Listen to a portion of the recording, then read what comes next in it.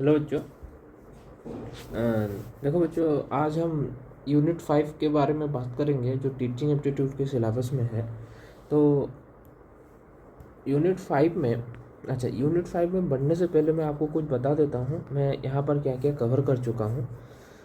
तो देखो बच्चों, हमारा यूनिट 4 का, क्योंकि बच्चे बोलेंगे यूनिट 4 कवर हुआ है, नहीं, हाँ हो गया है कवर, पूरा नहीं हुआ है लेकिन हो गया है। यूनिट 4 जो है उसका कुछ सेक्शन मैंने कवर कर दिया है। जैसे कि मेरा पहला क्लास ही है किसके ऊपर, डिफ़िकल्टी दैट चिल्ड्रन फेस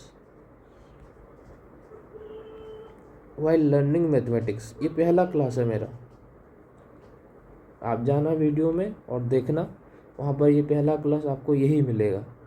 ठीक है। यूनिट 4 का ये हो चुका है। सेकंड, यूनिट 4 का ये भी हो चुका है, फेमस मैथमेटिशियंस, खास करके वुमेन मैथमेटिशियंस। ये दोनों सेक्शन भी मैंने कवर कर दिया है।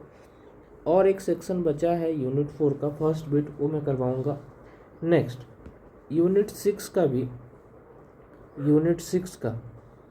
भी मैंने कवर कर दिया है। क्या यूनिट 6 का कौन कौन सा था, कि पहला बिट जो था कि बच्चों को क्या क्या डिफ़िकल्टी होता है, क्या पढ़ने में, सोशल साइंस पढ़ने में, सोशल साइंस पढ़ने में उनको क्या क्या डिफ़िकल्टी आता है, ये मैंने कवर कर दिया है।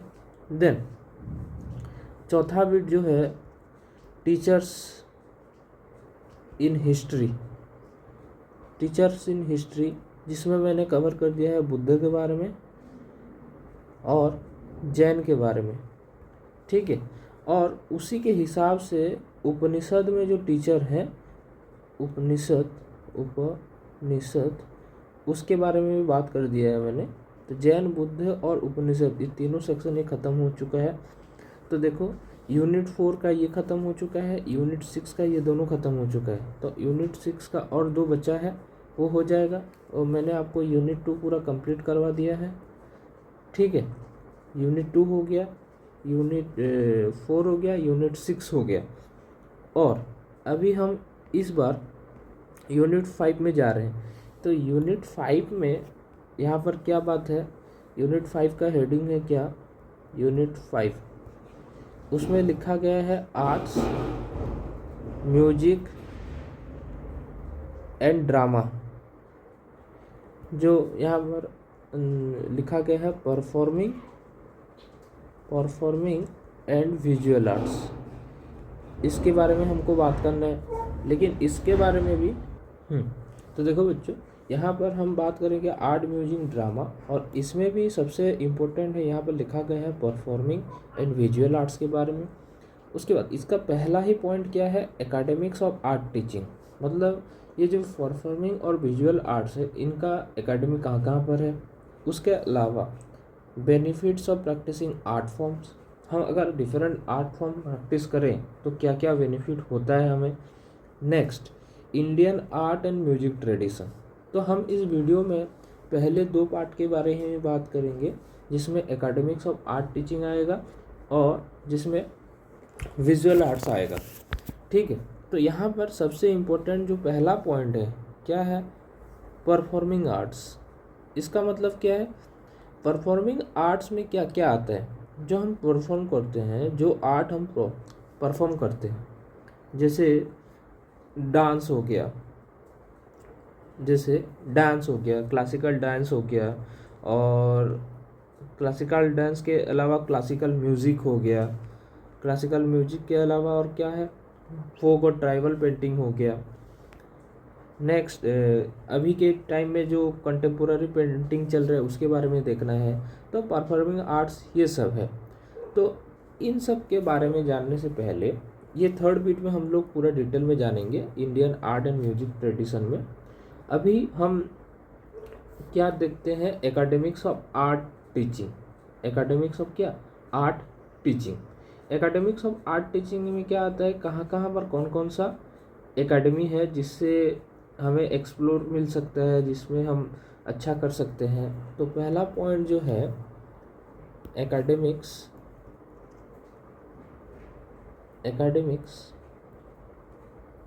Of art teaching. Art teaching का एकेडमिक्स कहाँ कहाँ पर है? देखो, पहला है अगर ललित कला एकेडमी, ये किसके लिए फेमस है बच्चों? जितना भी फाइन आर्ट्स हो गया, पेंटिंग हो गया एंड स्कल्पचर, इसके ऊपर ये फेमस है। ललित कला एकेडमी कब बना था? ये एस्टेब्लिश्ड है 1954 में। यहाँ पर इसका मेन पर्पस क्या है? ये विजुअल आर्ट्स को प्रमोट करता है, पेंटिंग को प्रमोट करता है, ग्राफिक्स को प्रमोट करता है, सिरेमिक्स को प्रमोट करता है। और इसका हेडक्वार्टर कहाँ पर है? ये कहाँ पर है? ये न्यू दिल्ली में है। कहाँ पर है? न्यू दिल्ली में। और ये क्या करता है? और जितने भी टैलेंटेड आर्टिस्ट हैं उसका आर्ट एग्जीबिशन ये शोकेस करवाता है और स्कॉलरशिप प्रोवाइड करता है पेंटर्स और स्कल्प्टर्स को। जितने भी इंडियन ट्रेडिशनल और मॉडर्न आर्ट हो गया वहाँ पर वो क्या करते हैं? वहाँ पर उनको फंड्स देते हैं। क्या करते हैं? फंड्स देते हैं। इसका मेन पर्पस क्या है? जितने भी विजुअल आर्ट्स हो गए जैसे कि पेंटिंग विजुअल जो दिखता है, आंखों में दिखता है, और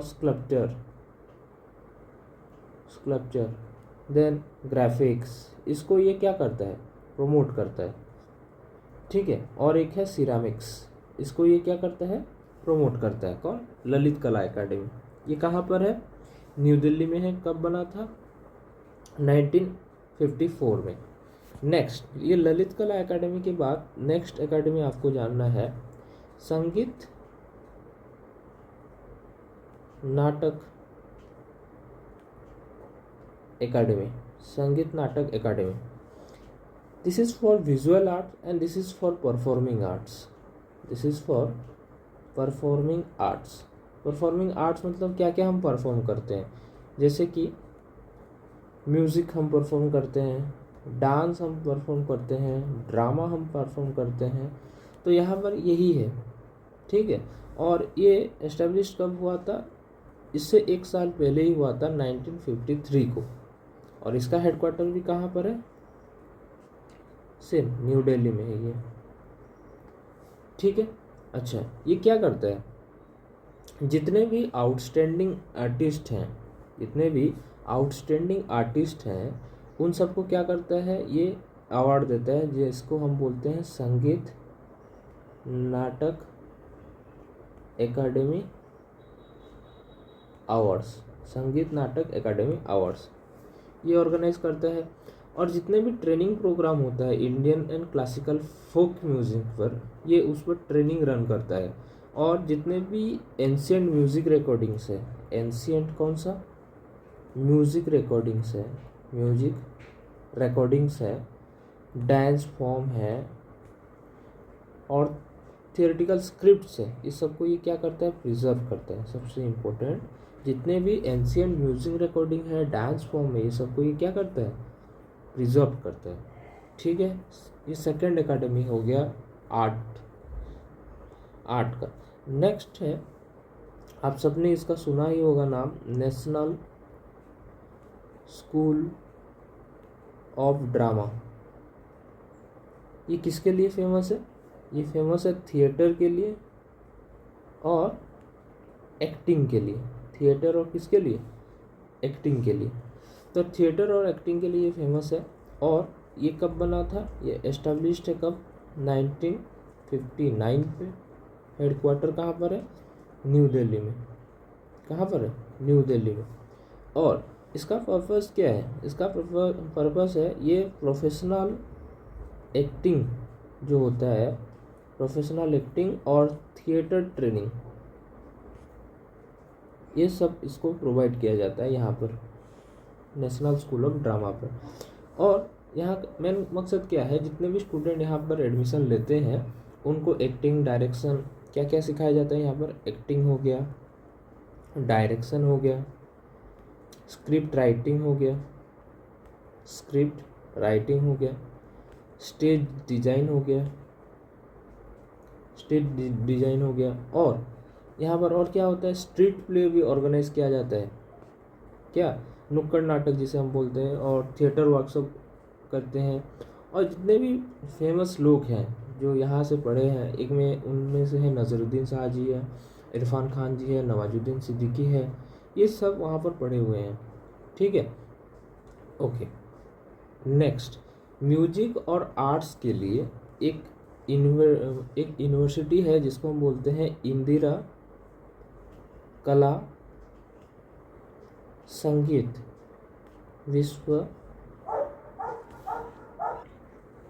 एक है इंदिरा कला संगीत विश्वविद्यालय, जिसको हम शॉर्ट फॉर्म में बोलते हैं IKSB।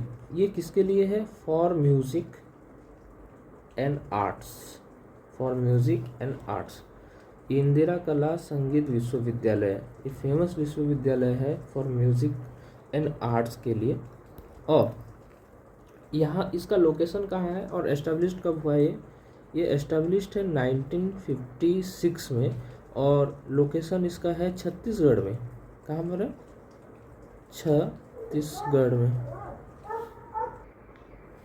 हेलो, तो इसका लोकेशन का कहाँ है, छत्तीसगढ़ में। लोकेशन कहाँ है इसका, छत्तीसगढ़ में।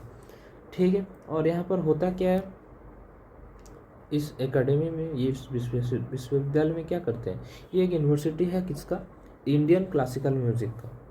ये यूनिवर्सिटी किसका है, जितने भी इंडियन क्लासिकल म्यूज़िक है यहाँ पर सिखाए जाते हैं। Indian classical music. नेक्स्ट, अगर डांस सीखना है उसका भी है, फाइन आर्ट्स सीखना है ये इसका भी है, एंड फोक ट्रेडिशन, ये सब के बारे में यहाँ पर इस यूनिवर्सिटी में बताया जाता है। और सबसे इम्पोर्टेंट है, ये विश्वविद्यालय है तो यहाँ पर इनको बच्चों को डिग्री भी मिलता है जो यहाँ पर एडमिशन करते हैं, ग्रेजुएट हो गया, पोस्ट ग्रेजुएट डिग्री हो गया। And research are also going here, जैसे कि हिस्ट्री में हो गया, और कैसे Indian music and art evolve होता है इसके ऊपर यहाँ पर रिसर्च होता है। और जितने भी म्यूजिकल फेस्टिवल और कल्चरल इवेंट्स है ये ऑर्गेनाइज करता है यहाँ पर। अगर किसी को हिंदुस्तानी क्लासिकल सिंगिंग में अगर डिग्री चाहिए, किसमें, हिंदुस्तानी क्लासिकल सिंगिंग में अगर किसी को डिग्री चाहिए तो कहाँ जाना चाहिए, IKSB is a great choice for them. ठीक है, नेक्स्ट एकेडमी है कहाँ पर, कला एकेडमी जो गोवा में है, और जिसके लिए, ये किसके लिए है, रीजनल आर्ट एंड इसके लिए रीजनल आर्ट एंड प्रमोशन के लिए।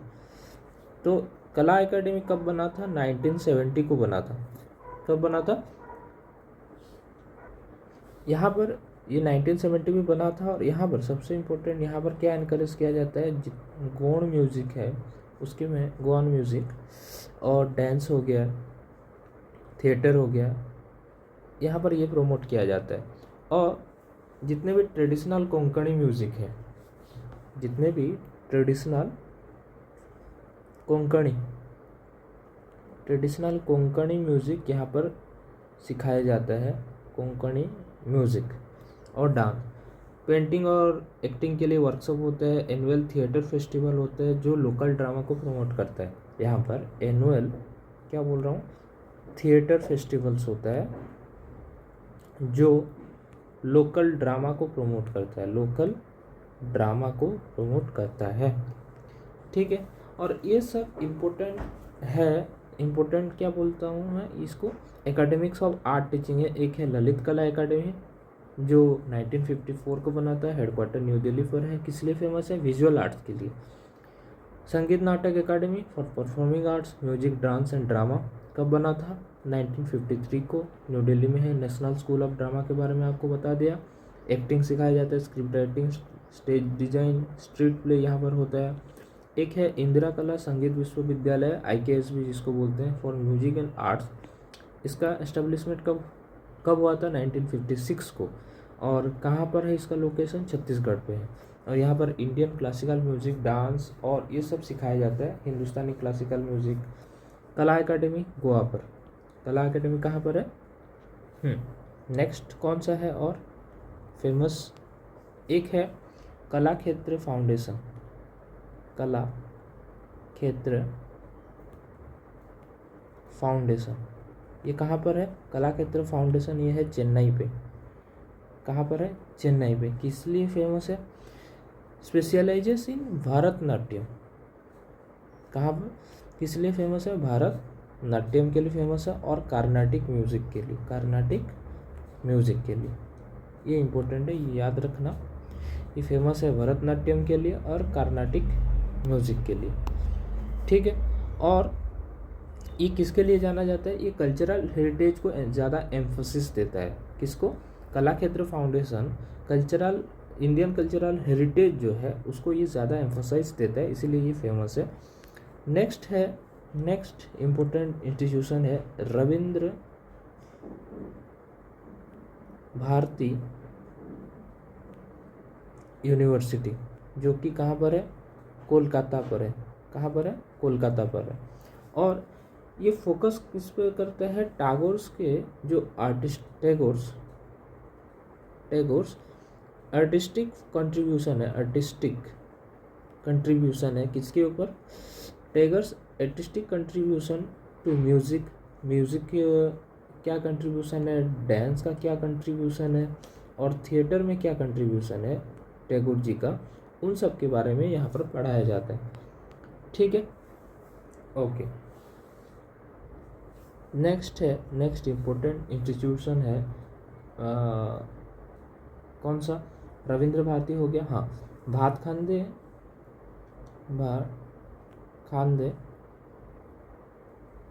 म्यूजिक इंस्टीट्यूट, ये कहाँ पर है? लखनऊ पे है। कहाँ पर है? लखनऊ में। ये किस लिए है? It is one of the top India's top institution for Hindustani classical music. This is for Hindustani classical music, यहाँ पर सिखाया जाता है हिंदुस्तानी क्लासिकल म्यूजिक। नेक्स्ट है कथक केंद्र। कथक केंद्र कहाँ पर है? ये है न्यू दिल्ली में। कहाँ पर है? न्यू दिल्ली में। किसके लिए फेमस है? This is a premier institute for Kathak dance. This is a premier institution for Kathak dance, okay. अच्छा, अगर हम इंटरनेशनली देखें कहाँ कहाँ पर है, तो इंटरनेशनली हम देखेंगे बहुत सारे ऐसे जगह है जहाँ पर ये फेमस है। जैसे कि पहला है इंटरनेशनल लेवल पे royal Academy of arts. Royal Academy of arts ये कहाँ पर है? लंदन। This is London. और ये one of the most oldest and prestigious fine arts institution है। रॉयल एकेडमी ऑफ आर्ट्स में it is one of the most oldest and prestigious fine arts institution. This is a fine arts institution, ठीक है। और next और एक है Florence academy of art. ये कहाँ पर है? इटली पर है। कहाँ पर है? इटली पर। और यहाँ पर क्या सिखाया जाता है? जितना भी क्लासिकल पेंटिंग हो गया और स्कल्पचर, यहाँ पर इसके बारे में ही दिखाया जाता है। और एक है प्राट इंस्टीट्यूट करके, प्राट इंस्टीट्यूट इंटरनेशनल लेवल पे ये 3-4 ही है। प्राट इंस्टीट्यूट करके जो फाइन आर्ट्स, आर्किटेक्चर और डिज़ाइन के बारे में सिखाता है, जो कि USA बेस्ड है। इसके यहाँ पर क्या सिखाया जाता है? मैं बोल रहा हूँ यहाँ पर फाइन आर्ट्स सिखाया जाता है, आर्किटेक्चर सिखाया जाता है और डिज़ाइन सिखाया जाता है। फाइन आर्ट्स हो गया, आर्किटेक्चर हो गया, डिज़ाइन हो गया, यहाँ पर ये सब सिखाया जाता है। और इंडिया में हम लोगों ने बात किया संगीत नाटक Akademi, Kalakshetra Foundation, National School of Drama, Rabindra Bharati University, Kathak Kendra. और इंटरनेशनल लेवल पे और एक है रॉयल एकेडमी ऑफ म्यूज़िक जो लंदन बेस्ड है। नेक्स्ट है चौथा Berklee college of Music, Berklee college of Music. ये कहाँ पर है? ये बोस्टन में है। और बोस्टन कहाँ पर है? यूएसए में है। तो Berkeley college of music it is one of the best known for jazz contemporary and music production. Berkeley बहुत फेमस है। और नेक्स्ट पांचवा है Moscow university, Moscow state university. ये किसके लिए? यहाँ रसिया में है। और किसके लिए फेमस है?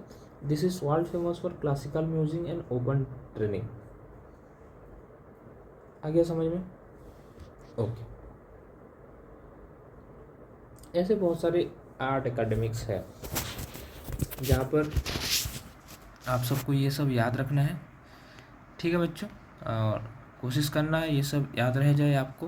मैंने जितने भी बताए हैं कहाँ पर है, क्या कर रहा है। ठीक है, तो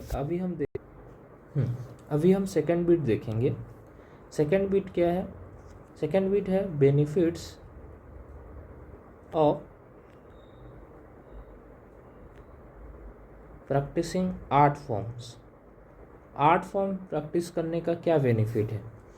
बहुत सारा बेनिफिट है। अगर हम दिमागी तौर पर बात करें, जिसको हम क्या बोलते हैं, कॉग्निटिव बेनिफिट्स, दिमागी तौर पर हमको क्या क्या बेनिफिट मिलता है, इसके बारे में अगर हम बात करें तो एक है तो मेंटल ग्रोथ मिलता है हमको, क्योंकि यहाँ पर हमारा क्रिएटिविटी, कोई भी आर्ट अगर हम कर रहे हैं तो ये किसका काम है?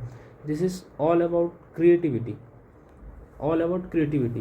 पहला तो कॉग्निटिव बेनिफिट ये होता है कि ये हमारे क्रिएटिविटी एंड इमेजिनेशन को बढ़ाता है। किसको बढ़ाता है? क्रिएटिविटी और इमेजिनेशन को बढ़ाता है। अगर क्रिएटिविटी अगर इमेजिनेशन को बढ़ाएगा तो ऐसे बच्चे जो आर्ट फॉर्म को अच्छे से प्रैक्टिस कर रहे होंगे उनका मैथमेटिक्स कहीं ना कहीं अच्छा होगा, क्योंकि मैथमेटिक्स भी एक तरह का इमेजिनेशन का ही सब्जेक्ट है। ऐसा कोई भी सब्जेक्ट जहाँ पर थोड़ा बहुत इमेजिनेशन आता है, साइंस का सब्जेक्ट हो गया, इवन आर्ट्स का भी सब्जेक्ट होगा, कहीं पर भी अगर किसी में इमेजिनेशन में काम आता है तो ऐसे बच्चे जो डिफरेंट आर्ट फॉर्म प्रैक्टिस करते हैं उनका मेंटल ग्रोथ, क्रिएटिविटी अच्छा रहेगा। और इसमें सबसे इम्पोर्टेंट है, कोई भी अगर आर्ट फॉर्म प्रैक्टिस कर रहा है, ये किसको प्रमोट करता है? This is promoting problem solving skill. क्यों? क्योंकि देखो, अगर हम कोई भी पेंटिंग कर रहे हैं, किसी का पेंटिंग बना रहे हैं, तो पेंटिंग में भी क्या होता है, हमारा हाथ अच्छे से काम करना पड़ेगा, हमारा दिमाग शांत रहना पड़ेगा, हम अच्छे से कोऑर्डिनेट कर पाए तभी कर सकते हैं ये सब। अच्छा कोऑर्डिनेशन ही हमें क्या बनाता है? एक प्रॉब्लम सॉल्वर ही बनाता है। जैसे स्केचिंग और पेंटिंग हेल्प करता है किसको? थॉट्स जो हम विजुअली एक्सप्रेस कर सकें। जो पेंटिंग हमें क्या है, किस में हेल्प करता है? पेंटिंग हमें हेल्प करता है किस में? कोई भी थॉट्स को हमारा एक्सप्रेस द थॉट्स विजुअली कोई भी थॉट्स को हम एक्सप्रेस कर सकते हैं। ठीक है, जिसमें हमारा क्या इम्प्रूव हो सके, जिसमें हमारा क्या इम्प्रूव होगा? इमेजिनेशन इम्प्रूव होगा। करेक्ट, इसमें हमारा क्या इम्प्रूव होगा? इमेजिनेशन इम्प्रूव होगा। ओके, कॉग्निटिव बेनिफिट्स में मैंने पहले क्या बताया? ये पहला पॉइंट क्या हो गया? This enhances creativity and imagination. Creativity and imagination. अच्छा, सेकेंड कॉग्निटिव बेनिफिट क्या है? सेकेंड कॉग्निटिव बेनिफिट है इम्प्रूव मेमोरी एंड कंसंट्रेशन। कैसे? जैसे अगर हम कोई भी म्यूजिकल इंस्ट्रूमेंट प्ले करते हैं तो हमारा ब्रेन फंक्शन कैसे काम करेगा? ब्रेन फंक्शन ऐसा होगा कि हमारा फोकस बढ़ेगा। अगर कोई भी म्यूजिकल इंस्ट्रूमेंट बजाना है हमको क्या करना पड़ेगा? हमें पहले तो फोकस करना पड़ेगा, पैटर्न को रिकॉग्नाइज, जिसको जो भी म्यूज़िक हम देखेंगे, जो भी म्यूज़िक बजाएंगे, इसमें देखना बच्चों, पियानो बजाना हो, गिटार बजाना हो, कोई भी चीज़ बजाना हो, वहाँ पर एक पैटर्न रहता है। और पैटर्न तभी याद आएगा या तभी समझ पाएंगे जब हम फोकस्ड हो, कंसंट्रेट हो, तभी ये समझ में आएगा। एक पैटर्न रिकॉग्निशन जैसा चीज़ बनेगा यहाँ पर, और मेमोरी रिकॉल होगा वहाँ पर। ठीक है। और मैं बताऊं यहाँ पर, तो प्लेइंग म्यूज़िकल इंस्ट्रूमेंट्स क्या इम्प्रूव करता है, हमारा ब्रेन फंक्शन को स्ट्रेंथन करता है। ब्रेन फंक्शन को क्या करता है, स्ट्रेंथन। नेक्स्ट, ये अगर कोई भी हम म्यूज़िक कर रहे हैं तो ये हमारा क्या इम्प्रूव करेगा, इम्प्रूविंग फोकस। क्या इम्प्रूव करेगा, फोकस इम्प्रूव करने के बाद कोई भी म्यूज़िक का हमें क्या पसंद होगा, पैटर्न रिकॉग्निशन हमें आ जाएगा, हम मेमोरी रिकॉल कर पाएंगे। ये सब चीज़ें क्या करेगा, क्या इम्प्रूव करेगा, इम्प्रूव मेमोरी एंड कंसंट्रेशन। जैसे अगर हम इंडियन क्लासिकल म्यूज़िक पढ़ रहे हैं, अगर हम पढ़ रहे हैं तो इसमें इम्पोर्टेंट क्या होगा, इंडियन क्लासिकल, एग्जाम्पल के तौर पे इंडियन क्लासिकल म्यूज़िक अगर हम पढ़ रहे हैं तो इंडियन क्लासिकल म्यूज़िक में हमें राग के बारे में पता होना चाहिए, कितने तरह के राग होते हैं, कितने तरह के ताल्स होते हैं, जो क्या करेगा, अगर याद करेंगे, दिस शार्पेंस आवर मेमोरी। ऐसा नहीं है कि ये खाली ऐसे ही करते हैं, क्योंकि यहाँ पर अगर इंडियन क्लासिकल म्यूज़िक अगर हम जानना है तो हमें राग के बारे में पता होना चाहिए, ताल के बारे में पता होना चाहिए। अगर इसे हम याद करेंगे तो हमारा मेमोरी क्या होगा, शार्पन होगा, अच्छा होगा। नेक्स्ट, सबसे इम्पोर्टेंट, अगर हम आर्ट फॉर्म प्रैक्टिस कर रहे हैं, ये हमारा एकेडमिक परफॉर्मेंस को भी बूस्ट करता है, एकेडमिक परफॉर्मेंस। जैसे बहुत सारे ऐसे स्टडी देखा गया है, जो बच्चे विजुअल आर्ट्स म्यूज़िक में पार्टिसिपेट करते हैं तो वहाँ पर उनका परफॉर्मेंस मैथ, साइंस और लैंग्वेज सब्जेक्ट में अच्छा होता है। क्यों? क्योंकि देखो डांस में मेन क्या है, रिदम है, काउंटिंग है, ये सब है। और रिदम और काउंटिंग कहीं ना कहीं ये इनडायरेक्टली लिंक है, या इनडायरेक्टली ये हमारा क्या करता है, इनडायरेक्टली इम्प्रूविंग मैथ स्किल्स। तो मैंने क्या बताया यहाँ पर, हमारा ये इनडायरेक्टली हमारा क्या इम्प्रूव करता है, ये हमारा इम्प्रूविंग मैथ स्किल, जितना भी हमारा मैथ स्किल्स है इसको ये क्या करता है, इम्प्रूव। तो मैंने बताया डांस में रिदमिंग और ये सब होता है, काउंटिंग होता है, जो इनडायरेक्टली हमारा क्या इम्प्रूव करता है, इम्प्रूव करता है मैथ स्किल्स, ठीक है। और थर्ड बेनिफिट हमको क्या मिलता है, emotional and psychological benefits. Emotional और साइकोलॉजिकल बेनिफिट्स कैसे, इमोशनल और साइकोलॉजिकल बेनिफिट्स हमें क्यों मिलता है, क्योंकि ये हमारा स्ट्रेस रिड्यूस करता है, स्ट्रेस एंड एंग्जाइटी। ये हमारा स्ट्रेस और एंग्जाइटी को रिड्यूस करता है। क्यों? जैसे कोई भी एंगेजिंग आर्टिस्टिक एक्टिविटी हो गया, पेंटिंग हो गया, म्यूज़िक हो गया, थिएटर हो गया, ये हमारा क्या रिलीज़ करता है, ये हमारा स्ट्रेस रिलीज़ करता है by providing an emotional outlet. यही है इम्पोर्टेंट, क्योंकि जब हम किसी ड्रामा में होते हैं, किसी म्यूज़िक, कहीं पर भी किसी म्यूज़िक हो गया, ड्रामा हो गया, जिसमें हमारा कहीं कुछ भी इमोशन, नेगेटिव इमोशन अगर निकल जाता है यहाँ पर, तो हमारा क्या होता है, स्ट्रेस रिड्यूस हो जाता है, एंग्जाइटी कम हो जाता है।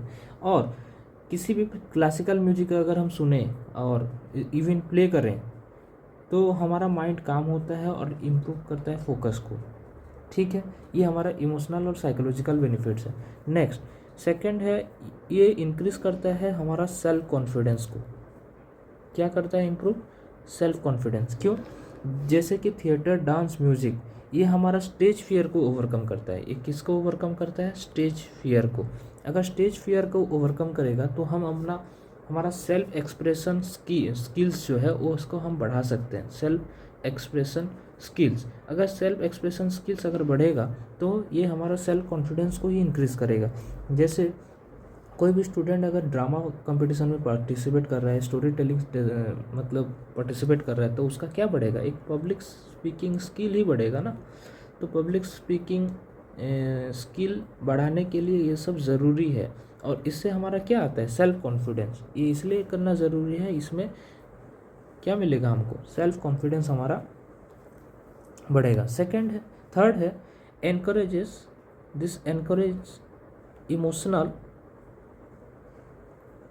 एक्सप्रेशन। क्यों? क्योंकि आर्ट फॉर्म जो है ये एक जरिया है, ये एक मीडियम है। आर्ट फॉर्म क्या है? एक मीडियम है जिससे हम हमारा feelings to express feelings and emotion when words fall short. जब हम कोई चीज़ बता नहीं सकते तो हम उसे एक्ट करके हम बता सकते हैं। जैसे एब्स्ट्रैक्ट आर्ट हो गया, एक्सप्रेसिव डांस फॉर्म हो गया, जैसे कथक डांस, ये एक एक्सप्रेसिव डांस फॉर्म है। तो इसमें हम एक्सप्रेशन देंगे, एक्सप्रेशन देने से क्या होगा? एक डीप इमोशन डेवलप होता है, डीप इमोशन कन्वे होता है। तो इसमें हमारा क्या होगा? Encourage emotional expressions. ठीक है, ये तीसरा बेनिफिट हो गया, emotional and psychological benefits. Next है सोशल बेनिफिट्स। सोशल बेनिफिट्स में क्या आएगा? सोशल बेनिफिट्स में यहाँ पर टीम वर्क एनकरेज होगा, encourage team work and collaboration.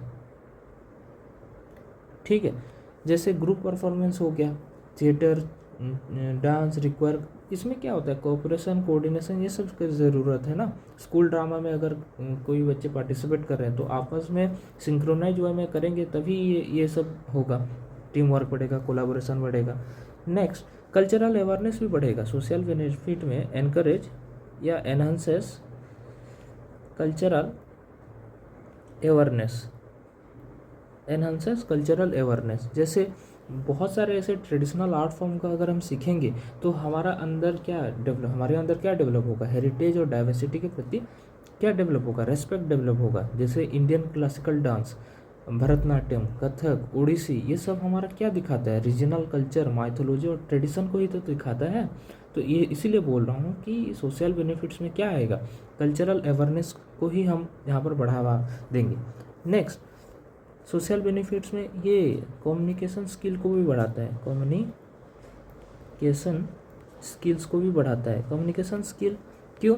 क्योंकि मैंने पहले से ही बताया है कि जैसे डिबेटिंग हो गया, पोइट्री रिसाइटेशन हो गया, इसमें स्टूडेंट अपना आइडिया को क्लियरली एक्सप्रेस करते हैं, परसुएसिवली एक्सप्रेस करते हैं। ड्रामा और स्टोरी टेलिंग से क्या होगा? स्पीच क्लैरिटी आएगा, वोकेबुलरी बढ़ेगा, एक्सप्रेसिव एबिलिटी बढ़ेगा। तो सोशल बेनिफिट्स में ये भी होगा। नेक्स्ट, सोशल बेनिफिट्स के अलावा हमारा फिजिकल बेनिफिट्स भी होता है यहाँ पर। ऐसा नहीं कि खाली सोशल बेनिफिट्स होता है, बहुत सारे बेनिफिट्स होता है। फिजिकल बेनिफिट्स में क्या होगा? पहले तो इसमें improves motor skill and coordination.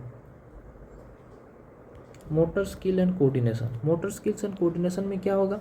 अगर कोई भी इंस्ट्रूमेंट अगर हम प्ले करें, स्कल्पटिंग हो गया, पेंटिंग हो गया, इसमें fine motor skill, hand eye coordination ये बढ़ेगा। मोटर स्किल में हमारा क्या बढ़ेगा? हैंड और आई का कोऑर्डिनेशन ये बढ़ेगा, जिससे हमारा फाइन मोटर स्किल डेवलप होगा। जैसे अगर हम पोट्री के बारे में बात करें, इवन कैलीग्राफी के बारे में बात करें, calligraphy way of writing, artistic writing, calligraphy, इसमें क्या होता है? पोट्री और कैलीग्राफी में प्रिसाइज हैंड मूवमेंट रहना बहुत ज़रूरी है, प्रिसाइज हैंड मूवमेंट रहना बहुत ज़रूरी है, जिसमें हमारा क्या होगा? जिसमें हम हमारा डेक्स्ट्रिटी बढ़ेगा। डेक्स्ट्रिटी मतलब हैंड राइटिंग स्किल्स बोल सकते हैं हम इसको। ठीक है, फिजिकल बेनिफिट्स में ये आ गया। नेक्स्ट, फिजिकल फिटनेस तो बढ़ेगा। ओके, इसमें और भी है, डिसिप्लिन और पेशेंस भी बढ़ेगा। जैसे म्यूजिकल